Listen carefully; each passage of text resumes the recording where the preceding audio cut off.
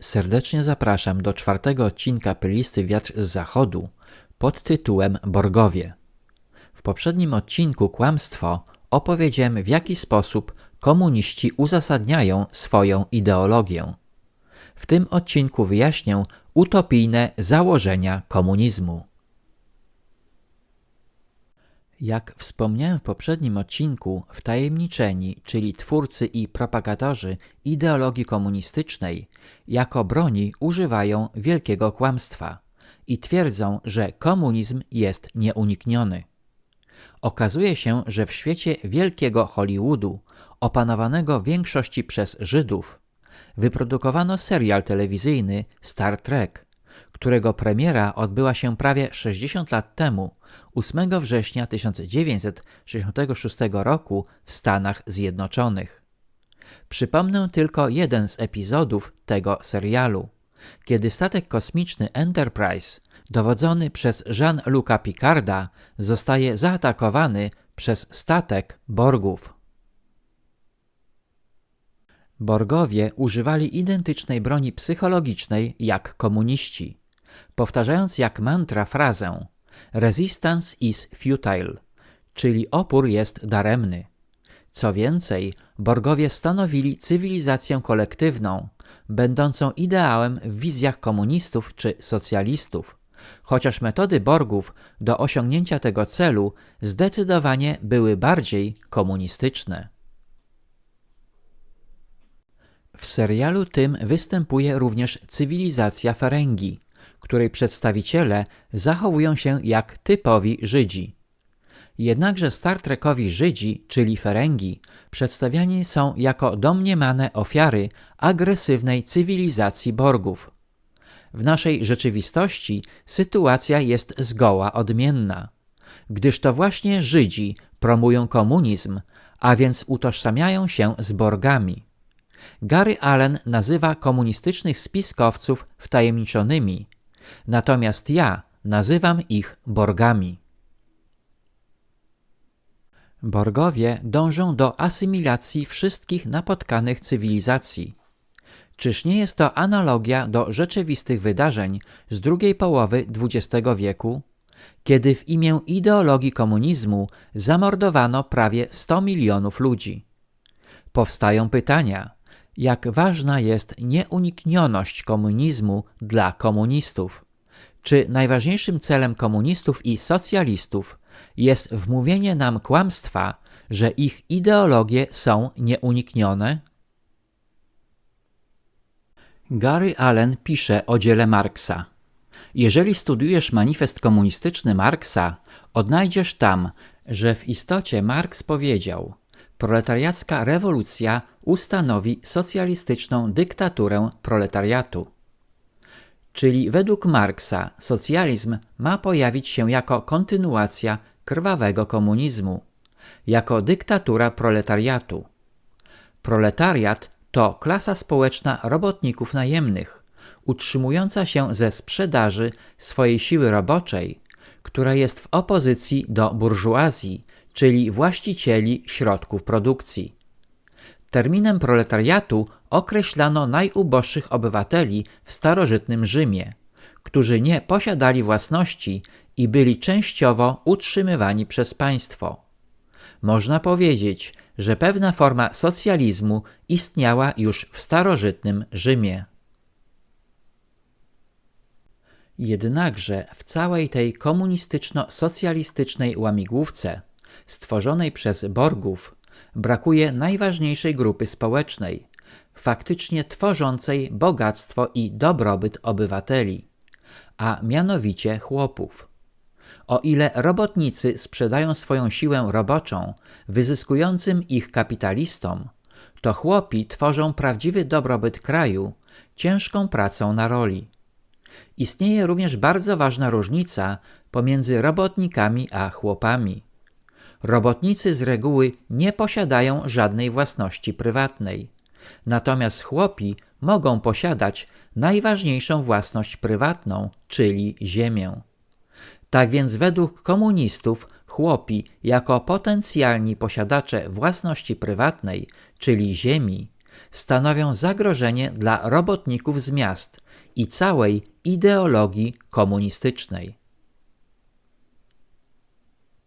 Według Marksa dla osiągnięcia socjalistycznej dyktatury proletariatu muszą być dokonane 3 rzeczy: usunięcie wszelkich praw do własności prywatnej, rozpad jednostki rodziny, destrukcja tego, co Marks nazywał ogłupianiem ludzi, czyli religii. Marks opisał w manifestie komunistycznym stan, kiedy dyktatura proletariatu na całym świecie uzyska te 3 wspomniane rzeczy. Po jakimś bliżej nieokreślonym okresie wszystkie potężne rządy cudownie znikną i rząd socjalistyczny otworzy drogę do komunizmu. My nie będziemy potrzebować żadnego rządu. Wszędzie zapanuje pokój, słodycz i światło. I każdy będzie żył szczęśliwy wiecznie.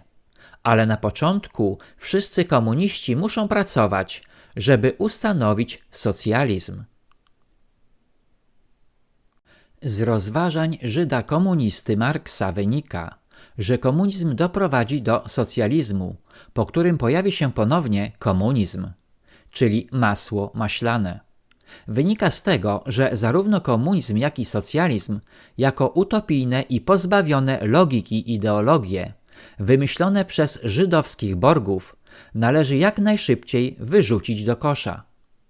Poza tym słodycz, pokój i wieczne szczęście wcale nie mają dotyczyć gojów. Rozważania te potwierdza Gary Allen, zadając pytania: czy naprawdę myślisz, że Marks wierzył, że wszechpotężne państwa nagle znikną? Albo czy możesz sobie wyobrazić Józefa Stalina, mającego dobrowolnie oddać władzę, którą budował przez strach i terror? Oto kilka wniosków z rozważań nad komunizmem i socjalizmem. Wniosek pierwszy. Jest pewne, że grupa bardzo wykształconych i bogatych ludzi, których nazywam borgami, dąży do władzy, używając często polityków pracujących dla nich w rządach. Wniosek drugi. W polityce nic nie dzieje się przez przypadek. Wniosek trzeci. Komuniści posługują się kłamstwami, z których 2 najważniejsze to nieuniknioność komunizmu i twierdzenie, że komunizm jest ruchem uciśnionych mas powstających przeciwko wyzyskującym je klasom. Wniosek czwarty.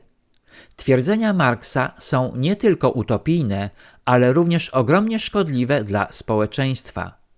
Komuniści dążą do odebrania własności prywatnej, rozpadu rodziny oraz destrukcji religii.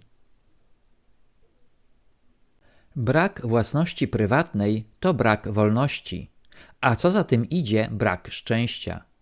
Od 2020 roku rząd komunistyczny pod pretekstem rzekomego zagrożenia wirusem zniszczył skutecznie małych i średnich przedsiębiorców.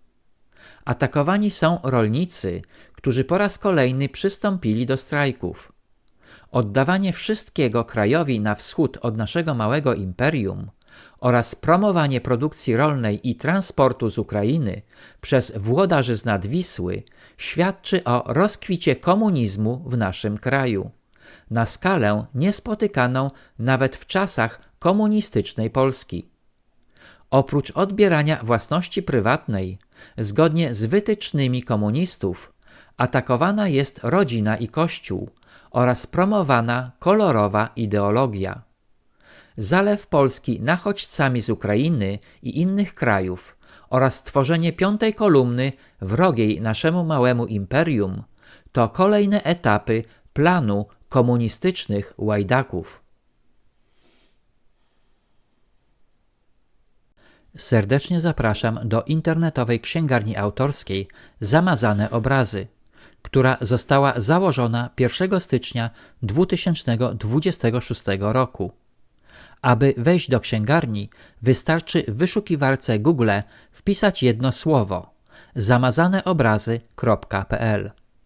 Książki oferowane w księgarni autorskiej Zamazane Obrazy nie są dostępne w żadnej innej internetowej księgarni w Polsce, zachowując swoją autentyczność i unikalność. Zapraszam do księgarni i zakupów. Pozdrawiam, autor. Na tym zakończę odcinek 4, w którym mówiłem o szkodliwości i utopijnych założeniach komunizmu. Serdecznie zapraszam do odcinka 5 pod tytułem Czerwona tajemnica.